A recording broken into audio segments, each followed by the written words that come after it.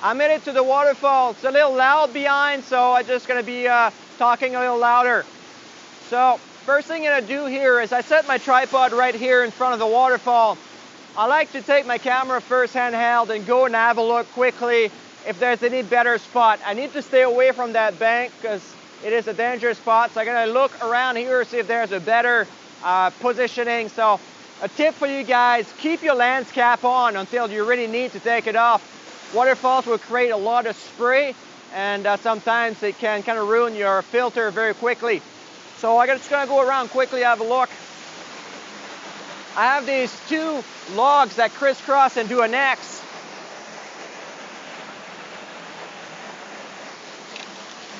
Interesting, but it kind of cut the waterfall behind, so.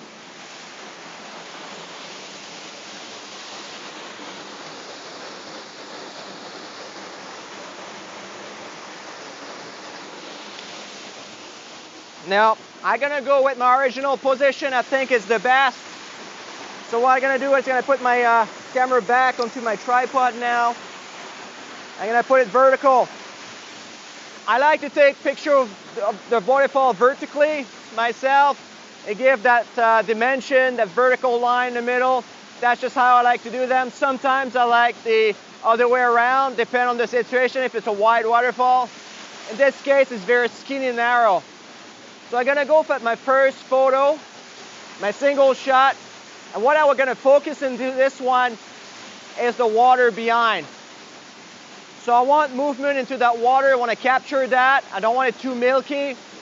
So my shutter speed will be my primary setting. I will need to set my shutter speed around 1 second to half a second. That will be a good starting point. ISO 100. It's gonna be darker. It's gonna allow me to get that shutter speed slower. My aperture will be my secondary setting. So I will use the aperture as my variable as well. I don't really care about the aperture in this case, so I'll be using that to make sure my exposure is proper. I'll be looking at my bracketing to make sure everything runs smooth. So I have my polarized filter. Before I take my shot, I'm gonna go in my viewfinder, make sure that I like the actual effect of the polarized filter. I'm gonna do that right now. I'm gonna set it up. So the polarized filter, the neat thing about that is to get rid of a lot of glare around, especially on the rocks. And I use a polarized filter in almost any waterfall picture I take. It's that much better. So what I'm gonna do now is I'm gonna go ahead and take the image. So I'm gonna start this camera here, put my viewfinder on, and then I'm gonna make sure everything is crisp. So I'm gonna zoom in, then I adjust on manual focus, everything is crisp. So what I have here is I have a 2-second delay for my image. That way, when I press the shutter, it doesn't create any shake. And then I have 0.6 seconds for the shutter speed, 100 ISO, and my f-stop is 5.6. So I'm gonna do a test shot right now. I really like the water. So what I'm gonna do is I'm gonna go a little faster, 0.5 seconds. See what that does for the waterfall. I'm gonna make a few test shots, so that's normally how I do that. Actually, I like that better. So we're gonna go at 0.5 second, f5.6, 100 ISO. So I'm gonna take my good shot now. It is a little bit dark in the side, so I'm gonna put my histogram. It is a little peaking in the bright side, but that's okay, because we're not gonna use the top part of the image. So what we're gonna do here is take another shot. Now I know that all the black part on the right side of the image is properly exposed. I can retrieve anything if I need to in post-processing.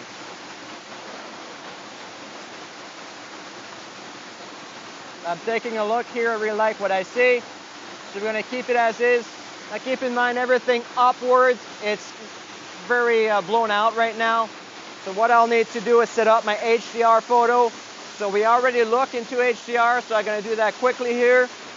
I'm gonna take my HDR mode. And I'm gonna make sure that my ISO is at 100.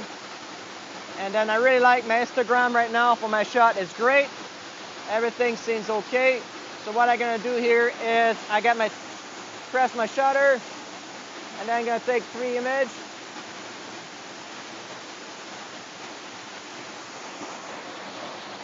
I'm gonna look at them.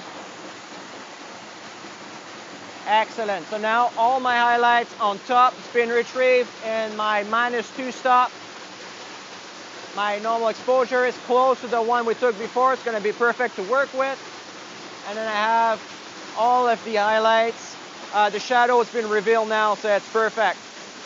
So I have what I wanted right now. So what I'm gonna do here is we're just gonna pack it up and then move on to the next waterfall. I am in Lightroom right now looking at the karst waterfall images. As you can tell, I have a whole lot of them. I have 20 pictures to choose from. This is how I work. I like to have more pictures to choose from than less. Some may have better water movement than others and so forth. So I already went through all those images and I chose 3 images and I built this final photo. I will show you how to create this image. Now, let's take a look at the image first that we're going to work with. So let's take this one. So this will be my main image. So it is lacking of details in the top bit because it's way too bright. And it's very dark on the right side here. With the water trickle, we lose track of that water.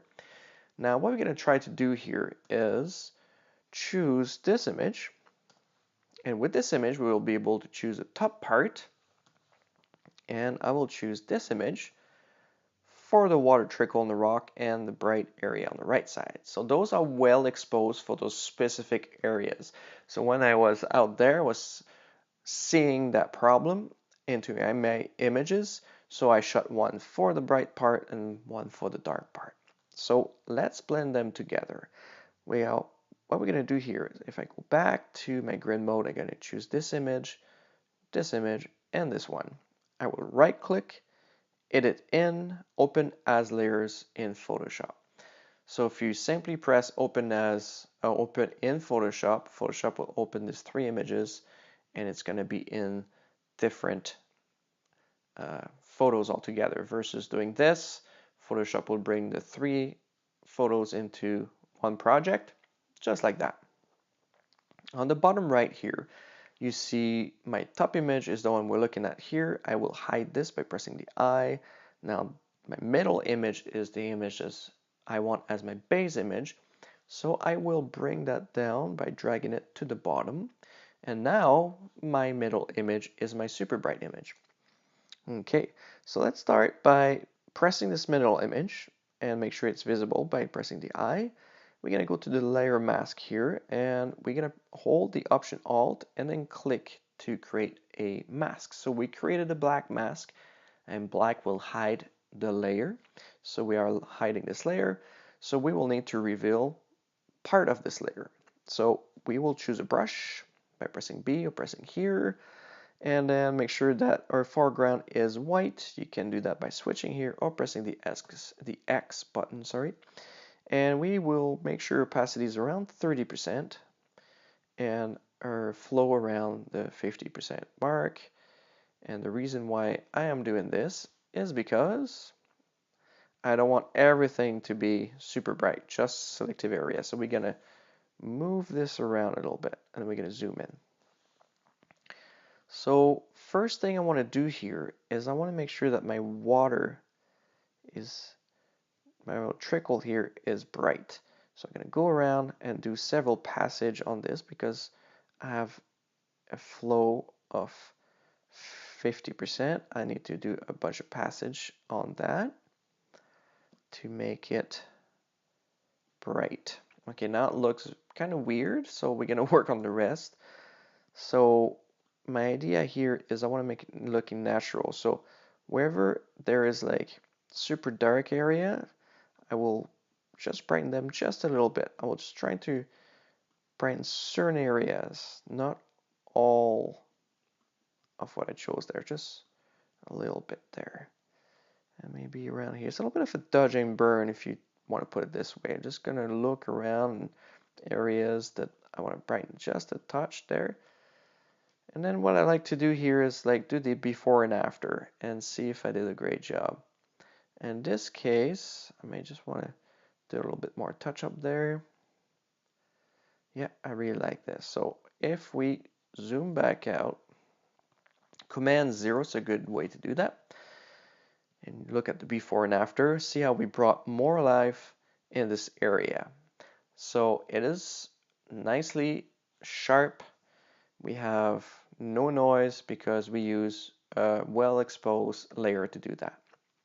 Now let's turn on our top image. We're going to click on it and we're going to create a black layer mask. We will do the same thing we've done. So I'm going to zoom out just a notch here. And the difference is we're going to bring 100% opacity and 100% flow. And we're going to use a soft brush again about the 20% mark, but I will make this way larger brush. And the reason why I'm doing this is when I click on the edges there, I will create a very nice soft transition, which is the key when you're doing something like this. You don't want like a very hard brush and have a very hard transition. And in this case, I don't want to darken too much. If I look at before and after, here we go, super soft transition. We can't really tell that somebody done that, and it looks very good. So now we have details in every aspect of the image. Because I have 3 layers, I have, if you take a look at the bottom here, my document is 331, so 331 megabytes. So whenever you do something like this and you're super pleased with what you've done, what I suggest is you choose all your layers, you don't want to do that. You right click instead, and you do merge layers, and that way your size will drop to, in this case, 102 megabytes. So it reduced the actual size of your files quite a bit. So we're going to save this, and we're going to go back to Lightroom. So by saving, it brings it to Lightroom. I will rate this 3 stars because I know now that it is a good image to work with. So if I take a look at our final image, full screen, so let's take a look at the difference here. So the difference is, obviously the blending is a little different than I've done, but the final image is like, I have a lot of saturation in it and more contrast versus this one is a little bit more flat. So we'll need to add contrast and saturation to the image. I like to do that in Luminar myself, but I will show you how to do that in Lightroom first in the develop module. So there's different ways to do it, but you can get similar results. Vibrance, I like to bring vibrance around, I don't know, 5, 10. Same thing with saturation. So we'll play with the sliders until we find a place that we're happy. I would say 10-10 looks very good actually. Okay, now with the actual contrast, we can try to play with the whites and the black as well. I will not play with the highlights and the shadows just because I use different layers. I'm very happy with the way the highlights and the shadows look right now.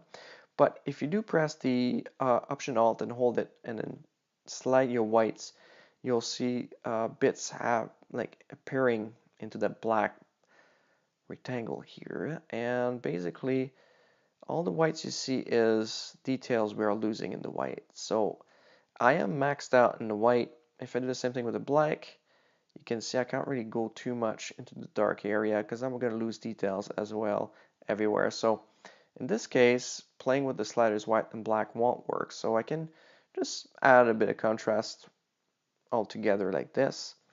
And the clarity, add contrast and sharpness. So I can try to bring that up maybe to 10 as well and see. So if you take a look at our result right now and our final image that we had prior, it is very, very similar. Now you can tell there's a little bit difference in the greens and the orange and yellows, but the saturation, the contrast look very similar.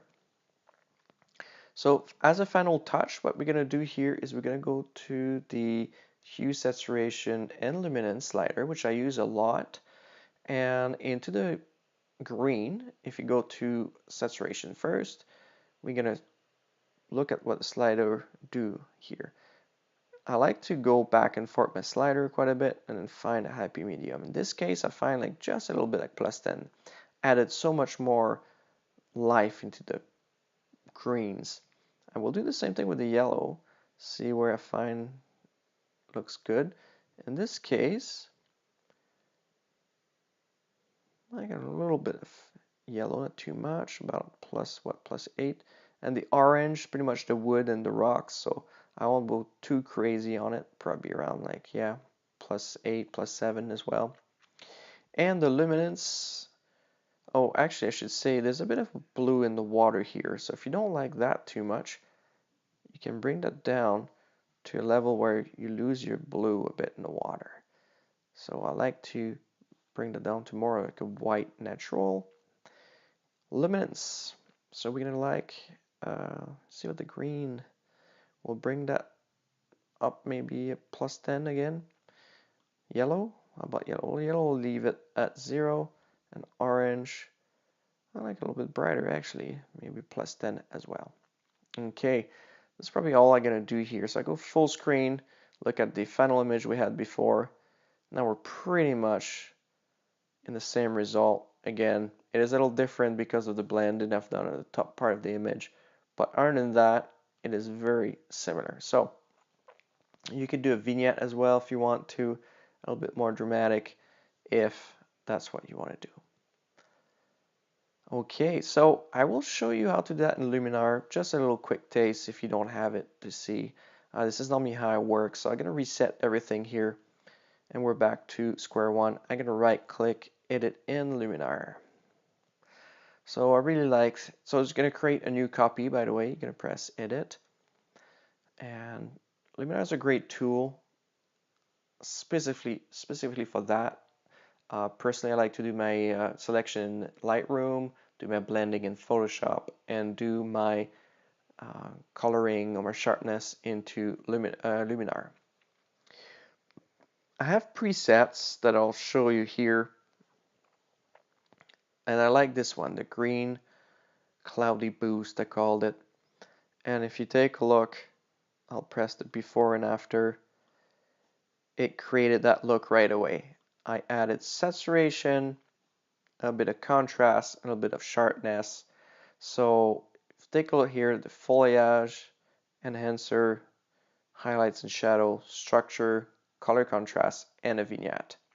So in this case, highlight and shadows I don't really want, but let's build that from scratch. So we're gonna go press clear. We're gonna add the filter, and that's a list of filters we have into Luminar, lots and lots of them. So we're gonna go to the foliage enhancer. So it really works good when you have green into your image. It doesn't have to be trees, but it works very good. So we're gonna bring the amount up, and that brings saturation basically, and the hue will change a bit of the color there. So I have this green fern there that I really like. So I find in this spot here, it brings the green back to life. Actually, maybe a little less in the amounts there. So I bring that green of the fern back to life quite a bit. So I really like that. Now the one we're going to do here is the color contrast, which add contrast of your image. And we're going to bring it up again. And then the hue, just play around. Actually, it does something totally different at every stage you take. So it's a matter to move that around and find a place where you like. I kind of like it kind of in this area actually. And you can make your image brighter or not. So in this case, I will leave it at 0. And the contrast, you don't want to go too crazy on this, maybe like 4. I find it very good that way. And we will go to microstructure. So microstructure had like the little details. If you take a look here in the parts of the image, which is right here, the rocks, you'll see a major difference in there. And you don't want to go too crazy with that tool. I find just a little bit works great. Maybe just like that. So the before the after. Again, subtle change, just add a little bit more life to the image. And if you want to go add a vignette, again, something we can do, add a little bit of a vignette. I like to go overboard with first, find a shape that I like. Actually, like this. And once you find your shape, bring the amount back to the middle. Find just the right vignette amount. And then you can go to the slider if you want. That's what I like about Luminar. You can really see the before and after. Okay, so we're going to press apply, and that will bring us back to Luminar. So here we go. I did not do HDR. I blended my 3 images myself, and this is the result we have. So we went from